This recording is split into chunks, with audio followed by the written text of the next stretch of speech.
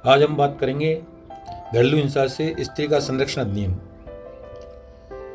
घर के अंदर महिलाएं किस प्रकार से सुरक्षित रहे, उनका किस प्रकार से संरक्षण हो, किस प्रकार से वो घरेलू हिंसा के जो शिकार होती है उनसे उनका बचाव किस प्रकार से हो सके, इसके बारे में आज हम बात करेंगे कि 2005 में घरेलू हिंसा से स्त्री का संरक्षण अधिनियम के सरकार की मंशा के अनुरूप एक एक्ट पारित हुआ, जिसमें महिलाओं का घरेलू हिंसा से बचाव और उसके उपाय सुझाए गए हैं, जिसमें घर के अंदर महिलाएं किस प्रकार से घरेलू हिंसा की शिकार होती है, इस अधिनियम के तहत क्या क्या उपाय प्रावधान किए गए हैं सरकार की ओर से, जिसके तहत महिलाओं को इसका फ़ायदा मिल सके। तो मैं आपको आज बताता हूं कि घरेलू हिंसा से शिकार महिलाएं किस प्रकार से अपना संरक्षण प्राप्त कर सकती है। तो उसके लिए अगर किसी महिला के साथ घर के अंदर उसके पति के द्वारा, सास के द्वारा, ससुर के द्वारा, देवर के द्वारा या अन्य कोई नातेदारों के द्वारा किसी प्रकार की अगर कोई घरेलू शिकायत की जाती है, या उसका कोई भरण पोषण नहीं दिया जाता है, या उसको अपने अधिकारों से वंचित किया जाता है, या उसके साथ शारीरिक दुर्व्यवहार,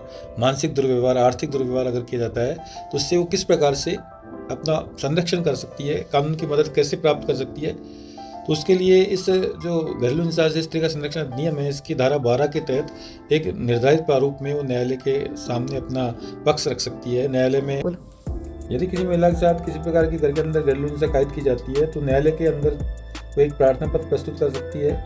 तो उसके अंदर अपनी जितनी प्रकार की उसके साथ घरेलू हिंसा शिकायत की गई है उसके बारे में उसका वर्णन लिख सकती है। तो न्यायालय उसको प्रारंभिक अवस्था में भी मेंटेनेंस दिला सकता है। धारा 23 के अंतर्गत एक शपथ पत्र पेश करने पर न्यायालय शपथ पत्र के आधार पर उसके अंतरिम संरक्षण आदेश पारित कर सकता है, जिसमें उसको मेंटेनेंस राशि दिलाई जा सकती है दौरानी केस तक। इसके अलावा धारा 18 के तहत अगर जो भी उसके साथ घरेलू हिंसा कर रहा है परिवार के अंदर या घर के अंदर या नातेदारी में, तो उसको न्यायालय पाबंद कर सकता है ताकि वो महिला के साथ घरेलू हिंसा शिकायत नहीं करे। धारा 19 के तहत महिला को आवास का आदेश न्यायालय पारित कर सकता है। इसके अलावा कोई भी महिला इस कानून की सहायता से अपना घर के अंदर जो उसके साथ घरेलू हिंसा शिकायत की है उसको रोक सकती है, पुलिस में भी शिकायत की जा सकती है। तो इस प्रकार से महिलाओं का घर के अंदर सुरक्षित और अच्छा वातावरण, महिला के अधिकारों की रक्षा की जा सकती है। और वर्तमान समय में ये कानून के द्वारा अधिकांश महिलाएं इसका लाभ प्राप्त कर रही है और इसका फायदा अधिकांश महिलाओं को प्राप्त हो रहा है, लेकिन जागरूकता के अभाव में आज भी ग्रामीण परिवेश में इस तरीके के कानून का कोई लाभ प्राप्त नहीं हो रहा है। इसलिए जागरूकता बढ़ाना मेरा उद्देश्य है। इसके लिए मैंने आपको आज बात करी है घरेलू हिंसा के बारे में।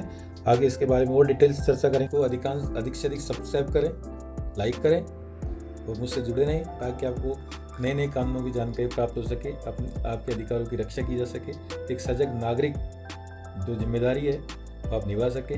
अपने आसपास कहीं भी अगर किसी महिला के साथ या किसी भी के साथ कोई अन्याय कायित हो रहा है उसके मदद कर सके। कानून आपकी मदद के लिए बनाए गए हैं, इसलिए मेरे साथ जुड़े रहें, लाइक करें, सब्सक्राइब करें। नमस्कार। और ज़्यादा से ज़्यादा शेयर करें, अधिक से अधिक लोगों को इसका फ़ायदा मिले, इसके लिए ज़्यादा शेयर करें। नमस्कार।